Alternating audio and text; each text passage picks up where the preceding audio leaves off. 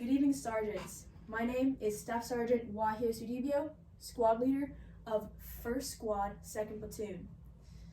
What I'm about to show you today is a comparative analysis of American versus Chinese rifle squads.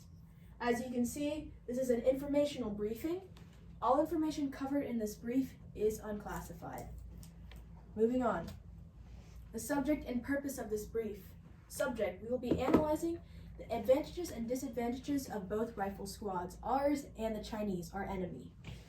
The purpose is to propose methods that we could counter differences with our Chinese counterpart. As you can see, this is what we're going to be talking about, our agenda.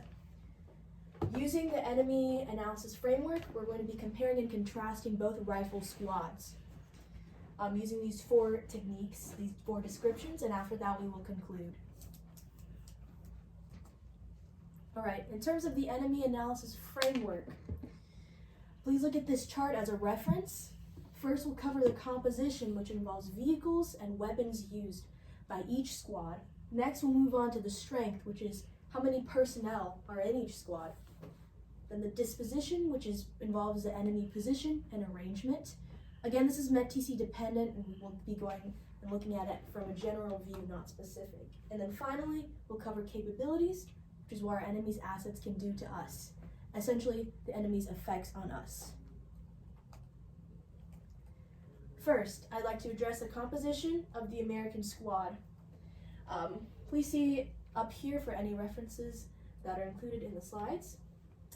Firstly, the squad is led by the squad leader, who operates an M4. The American squad also has 2 team leaders. And this is important because the team leader is just another NCO, and this really enforces the C2 concept, command and control. So this is definitely an advantage, the fact that we have team leaders. The Chinese do not. In terms of our weapons, team leaders also man M4s. We have a grenadier and also an automatic rifleman who mans a squad automatic weapon. These are all advantages. Now let's compare this to our Chinese composition of a rifle squad. As you can see here, straight off the bat from ATP 7-100.3, says the Chinese rifle, essentially its equivalent to the M4, is less accurate than its Western counterparts. So that is already a disadvantage that the Chinese have. All right, this here's a symbology for the Chinese weapons as Chinese rifle squads. And this table just references all of the weapons in the squad. So we're going to cover the highlighted ones because these are advantages. These are all things that are organic to a Chinese rifle squad that we Americans do not have. First thing important to note is the pistol. The Chinese have a pistol in their squads. They also have a rocket launcher, something for us that's not organic to our rifle squad. We also have a sniper rifle and a CSK 141. Which is an advantage because it is beneficial in terms of movement and maneuver. They're a lot more powerful in that sense. Right, this concludes our composition. In terms of the strength, here's a similarity. Both squads have 9 personnel. The American Rifle Squad has 9 personnel when it's non-motorized. When it is motorized, we have strikers. Moreover, this is a comparison with the Chinese Rifle Squad, because they have a CSK 141, and these are comparable in nature. Moving on, we've addressed our strength, now we're going to address disposition. It's important to note that disposition is specific to the battle or the task at hand. So we don't have a specific scenario, so I will be covering this without a specific analysis, but I will assume that the Chinese has some kind of advantage in terms of disposition.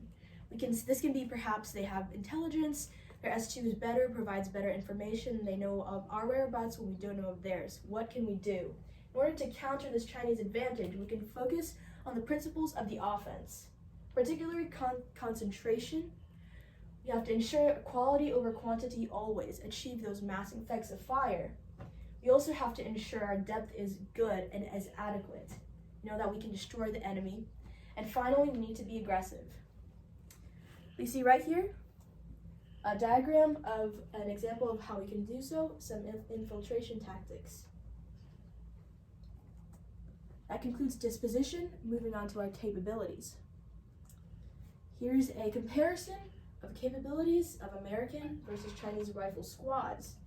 First off, you see our squad leadership for both of them.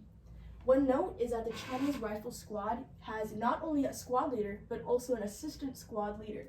What does this do?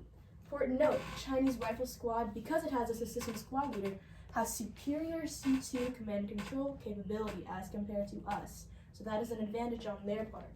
Now, how can we counter this? Well, for American squad, we've inherently countered it because we have team leaders. The Chinese do not have team leaders. Because we have team leaders, like I said before, we have superior C2 in terms of the MOS in this MOS category. So it balances out. We've countered the difference. Finally, in terms of movement and maneuver or mobility, I'm going to address right now an American motorized squad. We have a striker, and the Chinese have a CSK-141. And according to Army doctrine, these are quite comparable and evenly matched. So that is a similarity. All right, to conclude this informational brief, we have analyzed the pluses, the minuses, advantages, disadvantages of the American and Chinese rifle squads. Why did we do that? Because we need to propose methods that we can counter these differences. We've countered these differences already by incorporating team leaders. We can mask the effects of fire, things of that sort. This concludes our brief.